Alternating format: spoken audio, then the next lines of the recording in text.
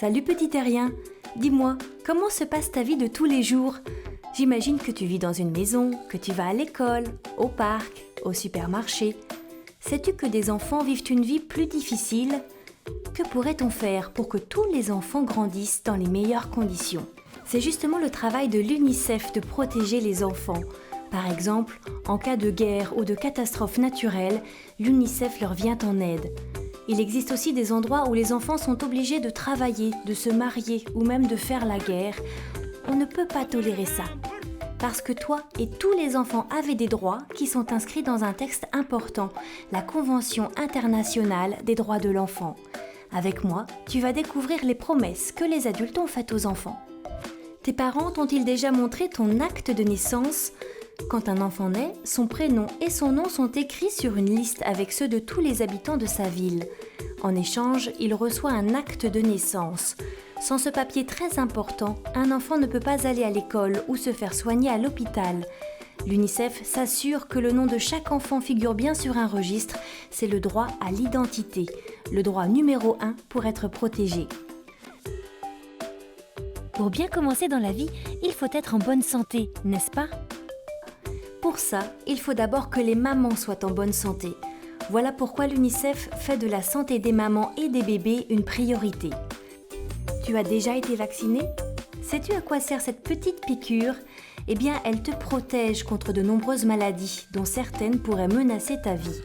Dans le monde, un enfant sur 2 est vacciné grâce à l'UNICEF.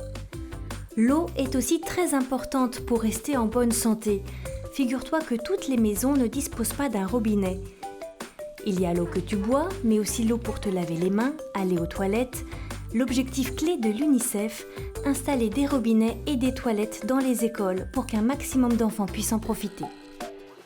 Pour grandir, un enfant doit bien manger, sinon cela peut être très dangereux. Ce n'est pas pour rien qu'on dit mourir de faim. Les enfants qui ne mangent pas assez souffrent de malnutrition. Dans ce cas, l'UNICEF peut leur apporter des sachets contenant une pâte pleine de vitamines et qui va les guérir. As-tu la chance d'aller à l'école ? Oui. Ce n'est pas le cas de tous les enfants et ce sont surtout les filles qui ne sont pas autorisées à aller à l'école et doivent travailler. L'UNICEF veut l'égalité entre les filles et les garçons et fait tout pour que de plus en plus de filles aillent à l'école.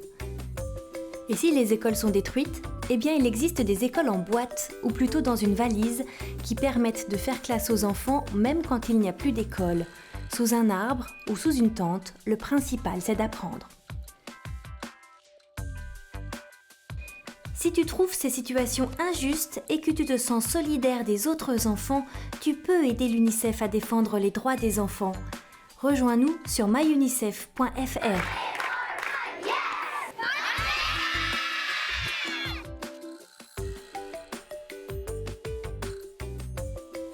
Et maintenant, réfléchissons ensemble. Quelle est l'action de l'UNICEF qui te semble la plus importante ?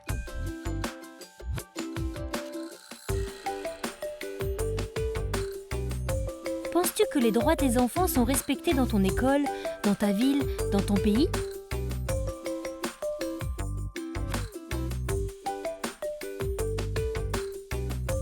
Penses-tu pouvoir faire quelque chose pour défendre les droits des enfants en France et dans le monde ?